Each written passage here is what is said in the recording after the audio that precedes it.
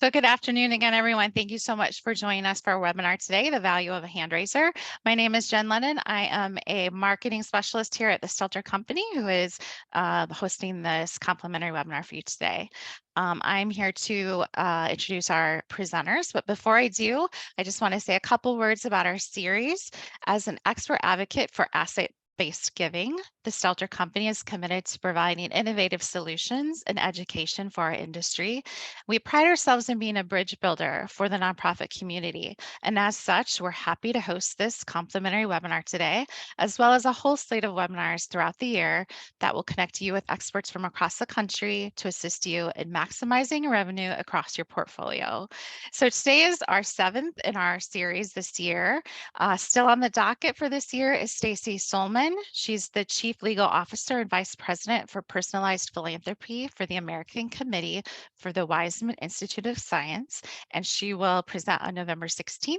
She will provide strategies to make plan giving data work for you. And then we want to let you know we've added a bonus webinar to the schedule to close out the year.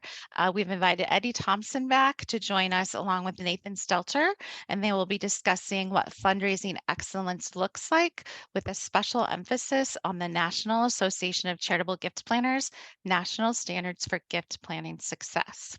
A mouthful. So watch your inbox for your invitations to those. And now back to the presentation today with Nathan and Brantley Boyett. So you guys are all most likely familiar with Nathan. He's been in the industry for over 20 years at the Stelter Company, where he is now the president. The Stelter Company is an integrated marketing agency that has been in the business for over 60 years. We partner with 1,300 nonprofits across the country on their plan giving marketing programs. Now, Nathan is a sought after speaker. He's presented more than 150 times at national and regional industry meetings and conferences, so likely you've heard him before. He is a member of the National Association of Charitable Gift Planners, the Leadership Institute, and the chair-elect for CJP's National Board of Directors, as well as a co-chair for the National Standards of Gift Planning Success Task Force. Nathan's a two-time graduate of the University of Iowa, go Hawks, and he earned a bachelor's degree in marketing and an executive MBA from there. Nathan is joined today by Brantley Boyett, who is the co-founder and president of Giving Docs, which is the leading provider of a full suite of online estate planning tools. Brantley is a former recovering, he says, attorney, having practiced law for over a decade in Austin, Texas. He then moved to Durham, North Carolina, where Giving Docs then partnered with Dan Ariely's Behavioral Science Lab, the Center for Advanced Hindsight at Duke University, with the mission of making people happier, healthier, and wealthier with behavioral science. Brantley received his JD and his BFA in economics at the University of Texas in Austin, and he currently teaches law and entrepreneurship at the Duke University of Law. So with all of that said, I'm passing this on to Brantley and Nathan. Brantley, it's all yours. Thanks, Jen. And thanks everyone for joining today. Sorry about the slight delay at the beginning, but we're going to dive in and hopefully get to all our content and have some time for you guys to ask some questions and get them answered by us at the end. So, Jen, I know I'm supposed to have Yeah, go ahead and click your mouse, Brantley, and then you should be able to take control back from me. There you go. Okay, great. Okay. So our talk today is on the value of a hand raiser, and I think it's important at the outset to define what we mean when we say hand raiser. So when we talk about hand raisers, as between Nathan and I, what we're generally referring to is a person who has indicated an intention to leave a bequest to a nonprofit organization, but has not yet taken the affirmative steps, such as, documentation or the, talking to their lawyer or the other things that might be necessary in order to complete that gift. So we think it's important to address this issue of what are these people worth to an organization, because many organizations are sitting on huge lists of these types of people. And in this talk, we're going to argue that organizations could be devoting more resources to growing their hand raiser list, growing their hand raiser pools, and empowering plan gift officers and plan giving directors to grow this pool for the organization. We are also going to present a proposed mathematical framework for determining the value of a hand raiser for an organization, so that development professionals like yourselves can better make the case that the organization should be devoting resources to obtaining hand raisers.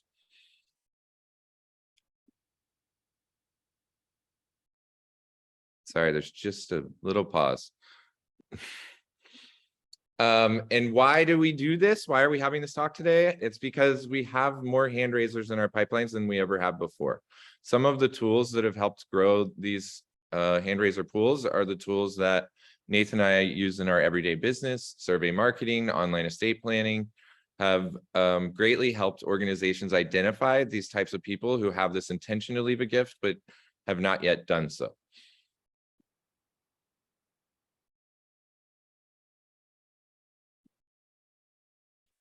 And I'm going to get into today's agenda before I pass it off to Nate. So first, he's going to talk about our reality, the current state of affairs in the industry in regards to these types of individuals. Then I'm going to take over for a little while and talk about why we want to value hand raisers and also how we are looking at this. And then finally, I'm going to pass it back to Nate, who will then talk about identifying, cultivating, and getting prospects to raise their hands in your everyday work. So with that, perfect. I will pass it over to Nate. There we go. Well, yeah, as Brantley and Jen both alluded to, today's talk is a little different than maybe some of the other ones we've done. We're really workshopping this idea and through feedback. And I know Brantley will talk to a lot of the interviews he's had with maybe some of you on the call or peers around the country on how can we better articulate.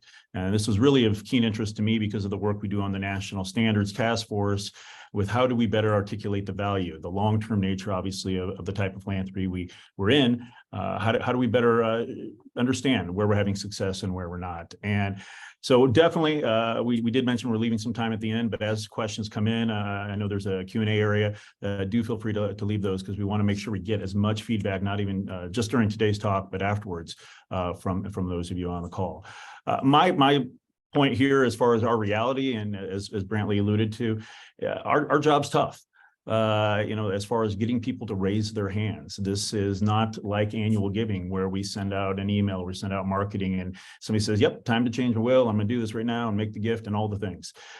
We know only 7% of the population, no matter what study you read within the United States, includes a charity, while upwards of 88% give on an annual basis. So we're working with a very small audience. Of that 7%, and there's a variety of studies out there, only a third of those will ever raise their hand and let us know during their lifetime. And that's gotten harder and harder in the digital age. Thankfully, there are tools and strategies and things that we're all testing to help us better identify and get folks to ask questions, make some of their intentions known. But our job's hard. And especially coming out of the last couple of years in the pandemic, and even prior to that, we were seeing more and more of this self-directed consumer, self-directed donor, the proverbial kicking of the tires, learning more about us, learning more about our organizations, learning more about what opportunities present themselves from a fundraising or support outside of just that checkbook mentality a lot of donors tend to get into. And so we're seeing, and there's been some studies come out that show us that donors may be upwards of 60% of the way to a decision before they ever raise their hand, before they ever ask a question, before they ever show interest. And so our world is constantly changing and evolving. And as we kind of move forward here, looking at, again, only a third of the plain giving donors will ever tell us their needs. When we're looking, Brantley, if you want to go to the next slide, when we're thinking about outreach, and just had this conversation this morning with a large national nonprofit, we have to think of our marketing, we have to think of our engagement, we have to think of the way we handle our portfolios in a variety of ways. There is the educational side of the world we live, getting people out of that checkbook transactional mentality. And how do we create air cover and inform and do storytelling and use social proof like Russell James talks about to get people to raise their hand. But for those third that may be willing to share, how do we get them to really, I think we jumped ahead a couple slides there, itchy trigger finger. How do we get them to convert? What are the ways that we truly can get them to raise their hand? As you see on the screen here, a lot of you have probably grown up with this. If you've been in the industry for any period of time, kind of the moves management. And this still very much is applicable to the world we live, where, our donors start. A plan giving donor, you kind of get to there from a ladder of engagement by starting as an annual donor. And then as we work with them, as we engage them, as we show them the impact we're having with our mission, we're able to retain them, build them into major donors, principal donors, lead donors, ultimately kind of that top of the pyramid traditionally has been that plan gift. And it still is. I mean, if you look at your file and as you're trying to build portfolios or look at marketing lists, you're likely looking at some type of frequency, recency, kind of model, and looking at people who have given 10 plus, 15 plus years, and so forth. But I'd argue that some of that is evolving and changing rather quickly the last couple, years or even decade or so. Next slide, you'll see we're seeing more of this vortex. And there's a great consultant, a friend of mine out in California, Claire Axelrad, who has done a variety of write-ups on this. I think we put a couple of blogs together on this as well, where because of the nature of maybe some of our brands, maybe some of the work we do and the reach we have, but even more so because of the digital world that we live in, people may come into contact with us at any given time. And a lot of the peer-based fundraising and a lot of the some of those areas and ways that people are engaging with us, they may come into contact with us and have a idea, decision, discussion around this type of philanthropy without us even really being in the loop. If you want to go to the next slide, Brantley, we started seeing this about 10 years ago, really. And this was a study that we had commissioned around the ladder of engagement and really looking nationally at, what does it take? You, Mr. and Mrs. Plan Giving donor, how did you get there? What was that ladder of engagement, your relationship with the organization to actually get to the decision to make a planned gift? And as you'll see, largely almost 60%, 59% of people kind of followed that traditional model, had been giving consistently over a period of time, and they were on our radar. But then you see, the darker, the 20% less, those who made a planned gift, some of those have only been giving for the last 5 years. And even more so is that 21% of people who have made a planned gift to your organization, but had never written a check prior to. And I remember when we were sharing this initial research, again, this is going back 10 years ago, I was down in Dallas visiting with our clients at SMU, and Marianne Pittenberg and I were just talking about, kind of what we're seeing and, starting to think about her legacy society or heritage group. And, said, I see some of the correlations, but I'm kind of curious. I said, all we asked about in our survey and in our study was, had they made a financial contribution? We didn't ask, are they engaged in other ways? Are they connected to your organization? Are they volunteering? Do they have any other kind of tangential connections that we need to be mindful of? And so it's really trying to understand in the reality that we're at right now and finding these hand raisers, where are the different pockets of folks that we need to be engaging, and how do we really look at those? And if you go to the next slide, this is really what we're seeing more with that self-directed consumer. And I know one of my mentors, Jeff Comfort, previously at Georgetown when I lived out in DC and now Oregon State, gave a great talk at our national conference, and give a little plug, CGP National Conference will be in Reno next week. Hopefully see you there. And if you haven't registered, there's still time.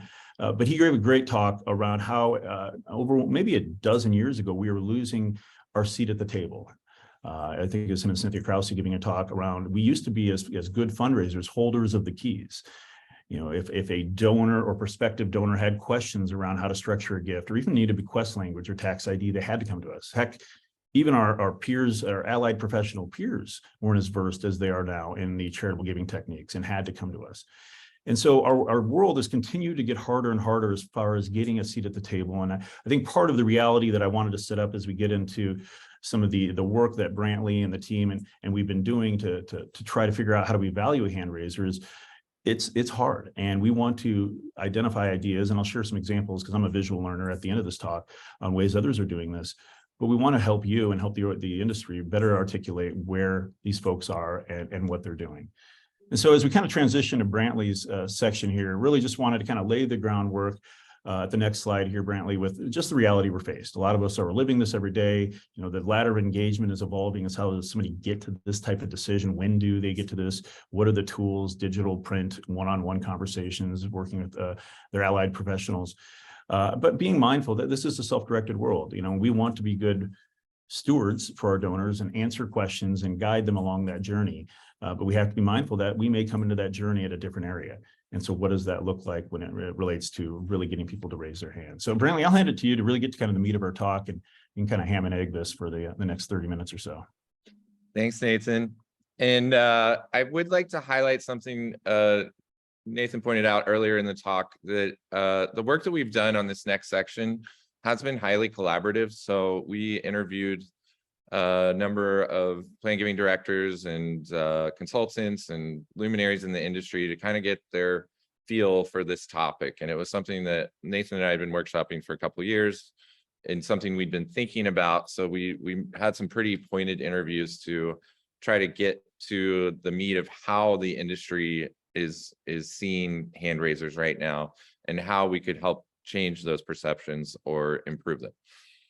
So one of the things that we found consistently in our interviewing was that plan gift officers are rewarded for closing gifts. So getting notification that a gift has been finalized, very often, if not always, plan gift officers at organizations have a quota and they are trying to reach a certain goal by the end of the year. And that mostly focuses on a number of gifts closed or a number a monetary value of those gifts within a current year. And that means that sometimes they might be less inclined to engage with someone who has indicated that they're interested in leaving a gift, but now is not the right time.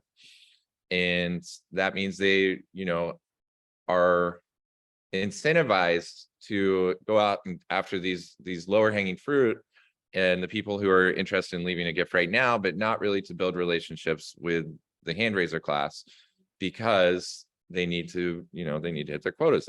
They have a job to do. So our hope here is that through this talk, we can get forward-thinking leadership to incentivize the growth of that hand raiser pipeline. It's important here also to point out that we note that not all hand raisers are created equal. So they're very different types of people, different ages, different wealth levels, different affinities for the organization, and it's a pretty wide class of individuals. Some good news is that surveying shown that these people remain valid prospects even when they haven't created a gift or had contact with the organization for many years after raising their hand. Something else that we came across in our interviews a lot was that one-size messaging doesn't work for this group of people, and that is because they are so different. And then something we found that was a little disheartening was that a typical plan gift officer interaction might not be a good fit for this type of donor either.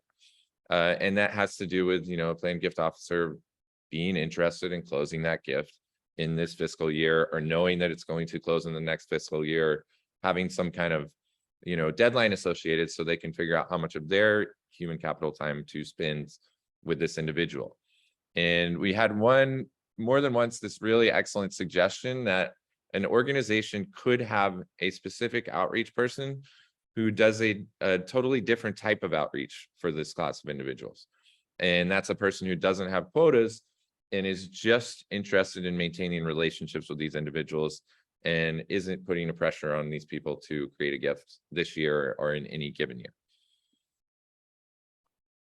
year. So then, we interviewed a lot of people about how the organization, how and if they put a monetary value on an individual hand raiser, and we found that universally across the board, they don't assign a number value to the adding of a hand raiser to their list.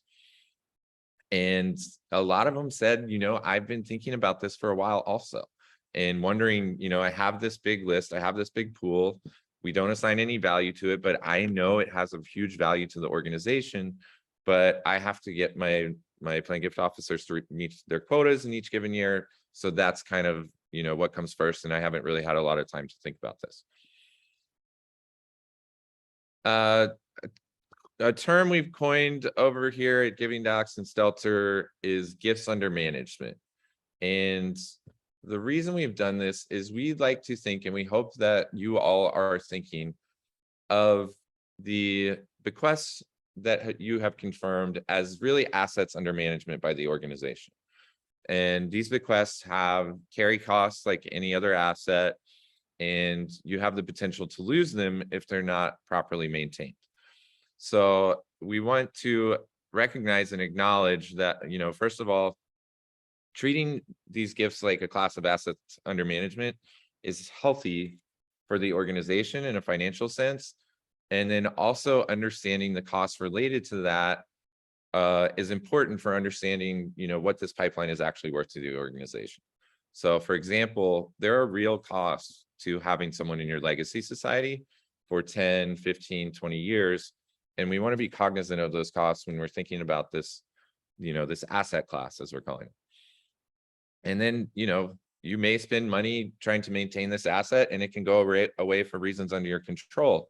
So we kind of want to have a framework for how we look at that as well. As I just said, someone who's ignored may drop the gift from their plan. You could do a great job and they may drop the gift from their plan. The same thing is happening with hand raisers. They may indicate an intention to leave a gift to the organization, but then if they're not properly stewarded, they're not properly being told stories about the organization, how the organization is doing its work, then they can drop out of that pipeline as well. So we want to recognize that there is some attrition in this group of people.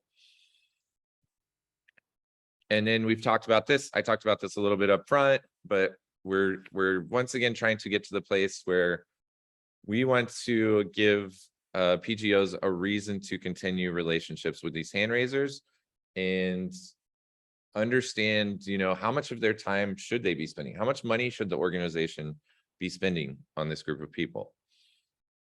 And of course, the reason why we're having this conversation is that we hear every day that plan giving is underfunded.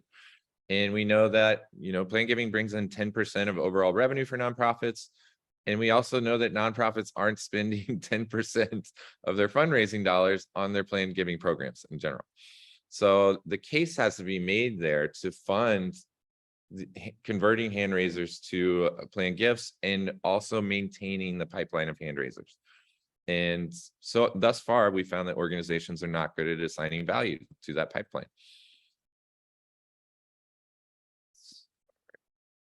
So our solution that we're going to propose today, and I need to do a little bit of CYA work here. This is a work in progress. This is a collaborative effort.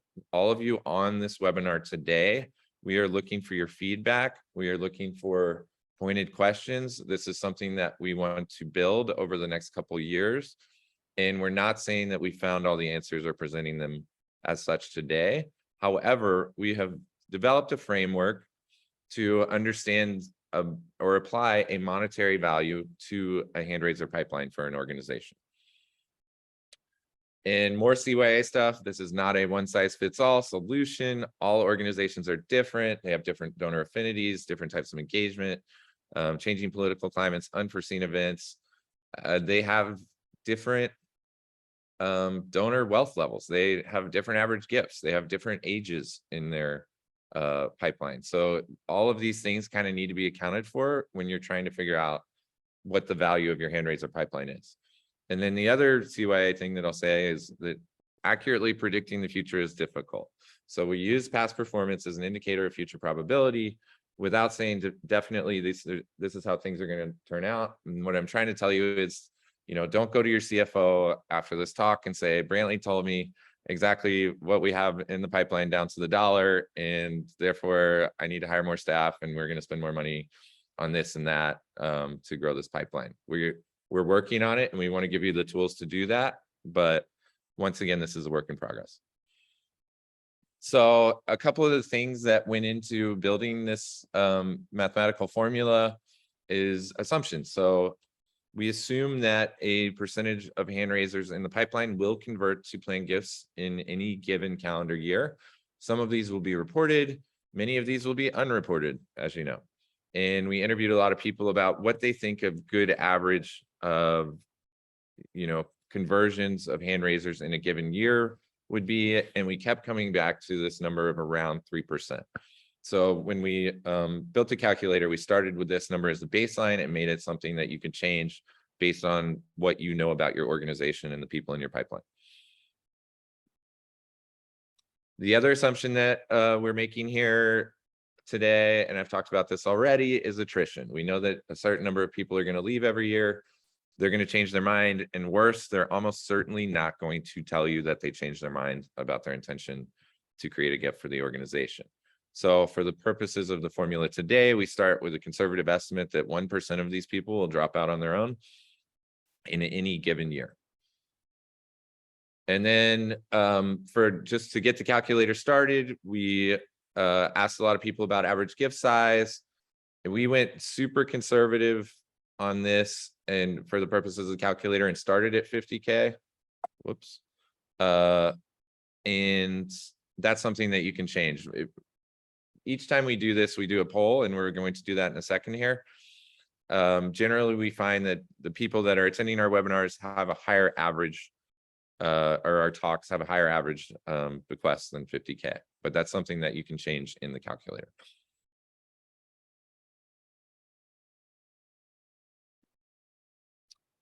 And another assumption that we make here is about life expectancy. We have done a lot of work at Duke University with the Duke Actuarial Society to try to figure out what life expectancy is going to be in the future. That's a subject for a completely different talk, but for the purposes of simplifying this talk today, we put average life expectancy at what it is now, which is 79, and plug that into the calculator. And then we look at, the average time that someone will remain a hand raiser for the organization. And this matters in figuring out, what the value of these hand raisers are. So this is something, once again, that you can change and plug in. If we say it's 55, then we know that someone's going to be, on average, a hand raiser for the next 24 years. And then we looked at, how organizations are generally valuing gifts now. I'm not saying everyone does it the same way, but we talked to a lot of people, and we've seen this for a long time in the industry, that we're generally looking at the average of last year's realized planned gifts that came in the door to the organization to get, the average planned gift for the organization.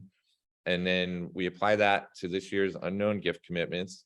And then we put those in our pipeline of gifts under management with continued stewardship and cultivation of major gifts. And this is generally the way that things are done in the industry now. And it overlooks hand raisers. So we're going to skip now, Jen, to the poll section. And the first question in the poll is going to pop up. We've done this, I think, 4 or 5 times now. And every time we do it, we do this poll because it's really useful for us moving forward to have this information from all these different people to kind of get an idea of what the industry average is. So Jen, can you get that first one to pop up? Brantley, it should be showing to the audience. If I can have some people go ahead and let me know in the Q&A that you can see it. It looks like some people have already answered it. And some people still are answering it. So I'll just give it a couple more seconds. Well, let's give everybody about 30 seconds to answer that first one. If you guys can't see it, it might be behind one of your windows. So if you have the Zoom window on one of your screens, try moving it and see if the poll is hidden behind it. Sometimes it's just hidden behind. And other people said they saw it when they first logged in. So we do have about 150 people who've answered it. And yeah, it's slowed down now. So let's go ahead and close it, Brantley. Great. Let's And move then on to question 2 then. Would you like to see the results? I would, yeah, we'd love to see the results. Okay. They should have popped up for you. Great. So we can see with this audience and the people answering that more than half have fewer than 100 of what they consider hand raisers. There's a good sized chunk with between 100 and 500. Smaller percentage was 500 to 1,000, and then back up to 7% actually have more than 1,000. So this is super useful for us. And let's go ahead and go to question number 2. Okay, I'm going to go ahead and share that poll here.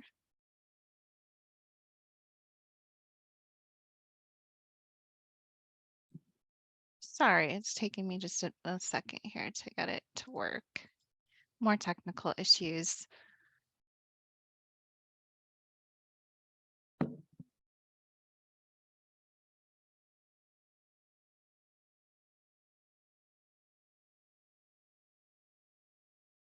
Here we go.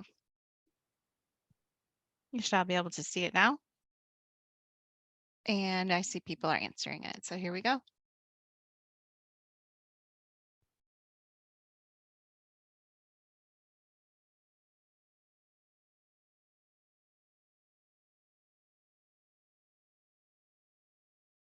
We've got over 100 people, but they're still answering.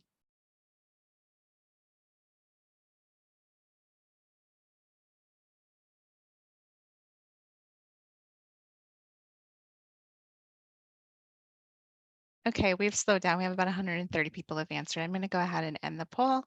And here's your results, Brantley. Thanks, Jen. And so this is great. Very few hand raisers in the 40 to 49 bracket, none less than 40. About 20%, 50 to 59.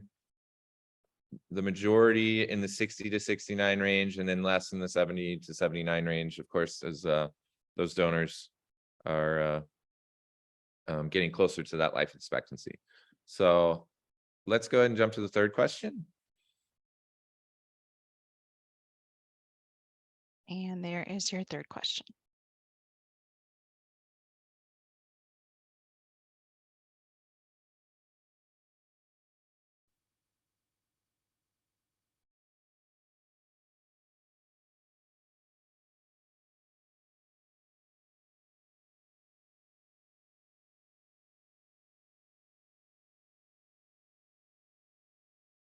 Okay, we're just a little over 100 and people are still answering, so we'll give you a couple more seconds.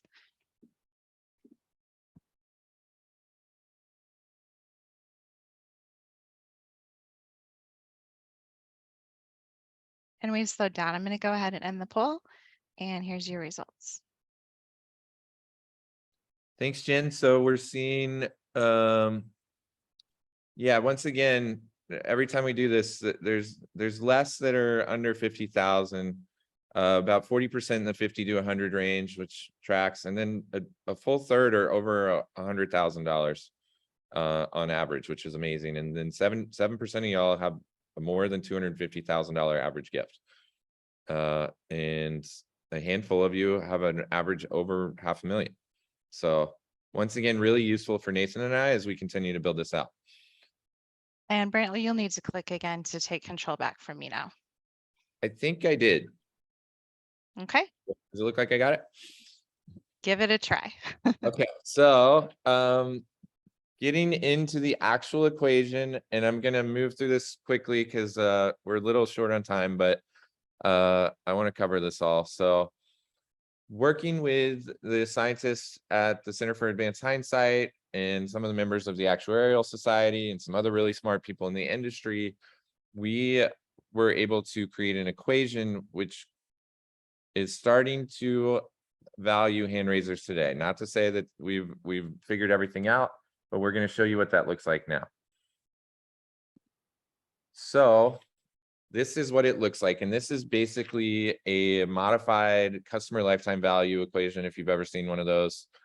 And what we've done here is take all of these assumptions that we talked about earlier in this talk and use them to create an equation which will predict the value of a hand raiser that comes in the door of the organization today. And this is what that looks like. So we actually, Giving Docs, have this calculator posted on our website, and you can reach it at this URL, which I think Jen is going to put up in the chat as well, so you can get in there and play with it yourself. And then Jen, if you'll hop in there, we can see that we can actually get in here and change these numbers. So based on our poll today, let's go ahead and change the age to, that's 68. We're going to leave the conversion rate where it is and the attrition rate where it is, but you can play with those numbers. And let's make the gift amount 120,000, just so people can see how that changes things. And you'll see with each one of these things that you change, this number in the green bar over here will change as well. So thanks, Jen, for that. I'm gonna, you guys have this in the chat, so you can play with this later. I'm gonna hop back over to the slide deck, and finish my portion here before I hand it over to Nate to chat. So as we have this talk over and over again, people bring up great questions and we start to make modifications. So some of the great questions that came up when we did this talk last week was, are we using the right number for gift valuation? Should it be present value of future bequests? Should it be something else? Are we looking at this through the right lens? And we can't say definitively that we've got it right. And that's why we want to bring all of you into the room to have this discussion. We may need another line for post-acquisition costs, like I talked about with the Legacy Society earlier. There are real costs associated with maintaining these, and those would presumably cut against the value if we're trying to determine it today. And the biggest problem that we have that we kept running up against is that most organizations just don't have enough data to make accurate assumptions for this calculator. And what we're trying to do, in addition to giving people a framework to try to get to this number, is encourage people to start finding this data and start building this data over the next couple of years so that they can make accurate assumptions when we get to a place where we feel like this is something that people can use accurately and hopefully even get it to be something that's accepted by national standards. And with that, I hope that you'll remember these 3 takeaways. So it's our hope that you'll recognize that hand raisers have a real monetary value to the organization that is often going unrecognized. We're hopeful that you see that how these hand raisers are valued will be very different from organization to organization. And that's kind of the point of this exercise. And then that this valuation should be factored into the overall gifts under management of the organization, that fundraisers should get credit for this pipeline, and that organizations should better fund the growth of this pipeline. And with that, I will hand it back over to Nathan. Thanks, Brantley, and thanks everybody for the great questions. Been kind of tracking that, and I know we have some good ones that we want to get to, since we had a little technical difficulties getting out of the gates this morning or this afternoon or wherever we're at. Wanted to spend a little bit of time, and we'll cruise through some of this. I know there's been some questions on getting the slides, and yes, you will have the slides because there's some great stuff here, no doubt you want to dig into a little bit further. And the same goes for this last part as well. Just how do we get people to raise their hands? You know, how do we understand when and why they're thinking about this type of philanthropy, and how can we prompt action? And Brantley, if you want to go to the next slide, we ultimately have discussed, as Brantley mentioned, the last couple of years, we know what the end goal is. If we want them to notify us of their intent. And so where do we start? We asked this question with, as Brantley mentioned, some of the great folks, Center for Advanced Hindsight. We had some gift officers in the room, Stelter leaders, legacy donors and such. And really just had a good discussion on where the donor journey begins. You know, is it when they make their first gift? But some legacy donors, as we spoke to earlier, never make an annual gift. Is it when they first experience the organization? But, you know, that could be arriving on campus, and some donors give just because they love the cause or they're connected to us in other ways. So, you know, we really start with developing that connection. But if we really were looking at this pool of potential hand raisers, anybody who has a connection, that's pretty big. And so we look at, you know, all the different aspects of you know, demographics and information we have available to us, the different types of ways that we model, and really looking at where are they starting that legacy journey. So for a long time, we've taken that audience and relied on drip method, and that continues to work. But what are other ways that we can prompt people to action and get them to take the next step? And so the next 2 slides we'll cruise through. This is more for consumption after the fact. I kind of call these death by PowerPoint because they're, especially the next one, has a lot of content. But this is really just understanding where this donor journey is. You know, as folks are begin connecting with us and understanding the work that we're doing is important, or is important to them, you know, discovering more about them and seeing more of a values match, and trusting us. And then really kind of getting into the consideration, decision, and acting, which is ultimately where we're getting them to hopefully raise their hand. We know there'll still be a fair amount over the transom, but for those we can identify and give a path and some support to, how do we get them to raise their hand? Brantley, if you want to go to the next one and just kind of click through this one, there's a variety of different things popping up here as you get from supporting to discovering to considering, deciding, and so forth. At each phase, and then we think it as a hike, you know, we have waypoints. You know, what are the different things that we're seeing, whether it's in our individual portfolios, whether it's in our outbound marketing and the way we're segmenting lists and targeting appropriately. what are the behaviors or things we're seeing people show us that would identify them as a hand raiser? What is the interest that we're gleaning, and how are we being good stewards of those conversations throughout? So I brought a couple examples of visual examples, as I mentioned earlier, and again, you'll get these in the slides. Brantley, you want to bring this up? Here's a great one that I saw a couple of years ago around getting people, giving them a reason, and maybe using a theme to get them to raise their hand and show interest. And this was, as actually this week is National Estate Planning Awareness Week. This was a couple of years back, Creighton University sending something out, using this as an opportunity. I saw in the Q&A, how do you get people to divulge? It's very hard for people to share these, taking away some of those potential objections. We know many people like you using social proof, life is busy, you haven't done anything. A lot of people still don't put their plans together. Here's a free tool, as we're recognizing National Estate Planning Awareness Week. So trying to figure out what are tools that tie into things going on. Surveys, as Brantley alluded to, have been a great tool, especially during the pandemic, when early on we didn't have a way to connect one-to-one as much. A lot of this Zoom, and not as much actually sitting down in people's living rooms. So using surveys to understand what their connection is, and more importantly, following up with that and closing the loop. Legacy challenges have been a great tool, not only pre-pandemic, but since, and giving people a time-bound reason to ultimately get off the proverbial fence to share with us what they're doing. If you can make it time-bound, when we all think about our goals that we set forth for ourselves, SMART goals, specific, measurable, attainable, realistic, time-bound, legacy challenges play a really good role in that respect. And then the next couple slides, looking at what are things going on organizationally that are important to your donor audience, and that can, again, hopefully give you a chance to celebrate and get them to raise their hand. This is Save the Redwoods celebrating their 100 years, their centennial vision, and talking about, recognizing 100 legacy donors to celebrate that 100th year. Again, giving them a reason to raise their hand and show interest. The next one is one of my favorite stories. If you've heard me speak, I've shared it a couple times, but is San Francisco Symphony. They wanted to pay tribute to their longtime musical director, Michael Tilson Thomas, for all that he had done to make them an international name. And for his 70th birthday, they wanted to do a campaign 70 at 70 to thank him. An organization that typically identifies mid-30s, 34 to 35 intentions a year, identified over 80 that year. And so what are things that are personal to your organization, personal to your donors, that can prompt people to action, to self-identify that they're interested or maybe have already done things?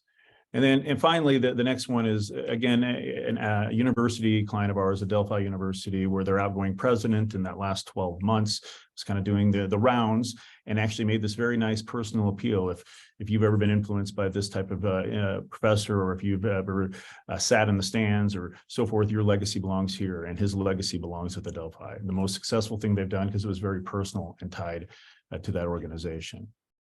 So just give you a couple of quick things to think about as far as giving them options. I alluded to earlier that as good fundraisers, we want to be the person they call.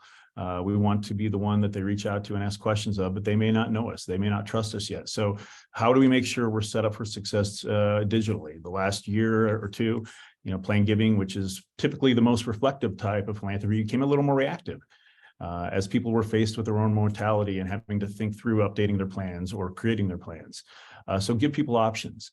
And at the very least, and if you want to click, I think maybe one more time or two more times here, make sure they have multiple options. We'd like them to come to us. They may go to their advisor. They may do it on their own. They may share it with a loved one, but try to meet them where they're at based on their comfort level. Again, trying to give them as many tools as possible. So I kind of cruise through that again, most of that, so you have some visuals to digest on your own time. But want to get to the end of this here, so Brantley and I can open it up and hopefully get to some of these questions, these great questions and observations in the Q&A section. So as hopefully you've gleaned from our brief time today, obviously there's some challenges to the work we do. We all know this, and how do we continue to not only make the case, but identify these folks. The work that Brantley shared, again, looking for feedback from everybody. This is very much, we're workshopping us on how do we put a number to this? Is there a way to put a number to this? And then what are the creative ways we can engage folks to hopefully get them to show interest, raise their hand, and make themselves known? So Jen, I think we cruised through that last part, but I do want to, because I know a lot of questions were in there, start getting to some of those. Yeah, we do have a lot of questions. I'll just throw a couple out there for you right now. I know you and Brantley have had some time to look at them too, so you can answer those that spark your interest. We had someone asking, they noticed that you had an acquisition cost in the calculator of $100 and wondering if you can explain why you and how you came up with that estimate for the calculator. Sure, that's a bit of a placeholder. So we know that organizations market to large audiences and they have a marketing budget of an annual marketing budget. That could be a little low, it could be high. We, interviewed a few people about what they typically think it costs to do that. So, $100 might be a couple surveys in order to get that person in the door. It could be, the aggregate cost of your website and marketing divided by the size of your entire list that you're marketing to. So that's something that really, once again, is going to be super case by case specific. Sure. Along with that, is the calculated hand raiser value you've given a yearly number or a lifetime value? So that is a lifetime value that we're looking at. Okay. Does your conversion rate refer to legacy society members or realized bequests? Just conversion rate. No, these Yes. are these are folks pre-intention made, pre-gift made. Okay, This is so folks people who've you raised their already hand. know that are in your legacy society and you've realized their bequest. Also, those are not in this That's calculation. those are what we consider conversions. That's correct. Okay, and that goes to another question that asked more about your definition of what a hand raiser is. Trying to find it. But if you guys want to just go ahead and talk about like what is here it is. Shanna says, what qualifies as a hand raiser and what sounds close, but you don't think is enough to actually count them as a hand raiser? So great question. And one that we get every time that we give this talk, and it's going to be organizationally specific when we're defining this. So we loosely define it once again as a person who has shown or expressed an intention to the organization to leave a gift, that they have interest in doing so, but that they have not yet taken any affirmative steps to create that gift for the organization. And that is where you draw that line is going to be specific to the organization, because different organizations identify hand raisers in different ways. Some might use survey marketing and say, okay, this person said, yes, I'm interested in leaving a gift to the organization. That's pretty clear. Someone might have talked to a person on a phone at some point and made a note in a log that said, this person said, yes, they were interested in leaving a gift. Someone might use an online service that is related to legacy giving and sign up for an account. And that might be a way that you could see that someone's shown interest or intent to leave a gift to the organization without actually having done so. So I'm not trying to be evasive about the question, but it's just going to heavily come down to individual organizations, where they draw that line. Well, and this is something even on the national level with the national standards for gift planning success, trying to provide some guidelines nationally. So we are using similar nomenclature and how we talk about things in similar ways on whether it's the hand raisers, whether it's the folks who've already made the gift or have gone through the documentation but are still alive, or as somebody mentioned in the Q&A, is it just estate gifts as far as conversions. This is how do we all talk about this in a similar manner. So when you do, inevitably, those of you on the call here, go to a different organization. Wouldn't it be great if that organization looked at and calculated things the same way you did at your old shop? And I know right now that's just not necessarily realistic, but that is very much where we're trying to head with this, is how do we, create some consistency in how we look at this. And I think there's even some good questions on here. I saw both John Bacon and John Matthews kind of talking about, the way we value on the average bequest or average gift size versus median. I think that came up last week in Philadelphia too, didn't it? It did. And that is something, again, we're looking at with the calculation is what are the best things to use? Somebody even mentioned, are there different variations of the calculator as we get a little deeper into this? And those exactly some of the questions and observations we want to get from those of you on the call today. We have a couple of people, a handful, are wondering how, and maybe you guys know from interviewing the interviewing you did, but how do organizations track their hand raisers? What's some best practices for that? So some are really good at it and some don't do it at all. And best practices would be to have a section of your CRM that's devoted to that, or where you can tag each of those people as having raised their hand, and that you're able to easily sort them and segment them for different types of marketing and different types of outreach. Do you have a distinction between interest and intention, or what is your distinction between that interest and intention? It's something that we're working on. And that's goes back to what Nate's saying about the national standards. We're not quite prepared to tell everyone exactly what this is supposed to be yet, because we're still collecting a lot of information from all of you. Well, and even just this morning, as I was on the call with another national nonprofit, even the way we use words like, and I think I saw it pop up in the Q&A, the words conversion. What does conversion look like? Is conversion closure of gift? Is conversion realization of gift? And so getting some consistent terminology is important as we continue down this road.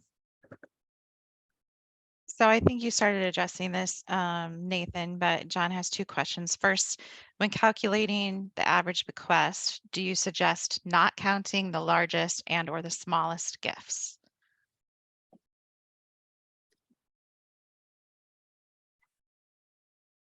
Anyone? I'm seeing Brantley think. That's I mean, a we know great question. the anomalies happen, and we know, to John Bacon's question, some of those anomalies can really skew your average. That is a known issue, John. And in our interviews, people did that at some places, and in some places they didn't, because they believe in, it's almost a philosophical question. Do you want to believe in the law of averages over time? Or are you worried about not being able to hit your numbers next year because something really big came in and it's going to skew everything and potentially create unrealistic goals for your team? Well, it also goes to how clean or how well data has been kept at each individual organization as well, where some people very quickly know their average bequest size. Some, they haven't received enough over the years, where trying to articulate that, it can be difficult sometimes. Well, and I think even with the research we've done, Nathan, when you have those outliers, you can look at the data both ways. You can include the outliers, and you can also look at it and take them out and see what difference you have, see how that really impacted it. So his other question was, would you consider looking at the rate at which annual giving increases after someone raises their hand for planned giving? This seems to be another measure of value. Absolutely. So I think there's a lot of measures of value that we're missing here in terms of, increased membership, increased sense of culture, increased volunteerism, increased annual donations is a big part of that. So that's one of the many reasons why this is still a work in progress. And we hope to, be doing this talk again in a year with a much more complicated calculator. Well, and I love that comment too, John, around that. I know a lot of us have seen Russell James' work, and when he looks at, I think it was the presentation Cash is King, showing the correlation once that planned giving year happens, and how the annual gift giving goes up. And that is something, for years and years, a lot of us have heard from our annual giving and direct response colleagues that they didn't want to cross promote planned giving because concerns of suppressing current giving. But as more donors, especially in this type of philanthropy, look at planned gifts as an investment in our organizations, there no doubt, as you would invest in anything, pay attention a little bit more. And so I like looking at that as well as a correlation. And as we have this discussion, we're just having some people commenting on how they do it, and some people do take out their outliers, and other people are commenting that you should count all of them. If you are doing averaging and don't include the anomalies, then you're smoothing it out twice, so you're not getting the right view. So it does sound like it's a little bit all over the board. So as you said, you've been giving this presentation all over the country this year. I'm sure you'll continue to give it, collect more data, and like Brantley said, be able to and make the calculator better. So we are out of time. Unfortunately, again, I apologize for the technical issues at the start. Thank you for hanging with us. If we didn't get to your question, you can reach out to Brantley or Nathan or myself. Our email addresses are on the screen right now, Brantley@givingdocs.com, Nathan@stelter.com. If you'd like to know more about Stelter, visit us at stelter.com. Webinar resources, yes, we recorded it. If it works, you will get the recording. You'll also get a PDF of the presentation handouts. That will all be on our website at stelter.com/webinars. By Friday, I will send you an individual email telling you when it is there. So you can just wait to hear from me, and you can go to stelter.com/webinars to get those. So that's what we have for you today. Thank you, Brantley. Thank you, Nathan. Appreciate your time. We had about, I think, close to 300 people on the line today. So great way to spend our last hour. Appreciate it. Thank you, And- Jen.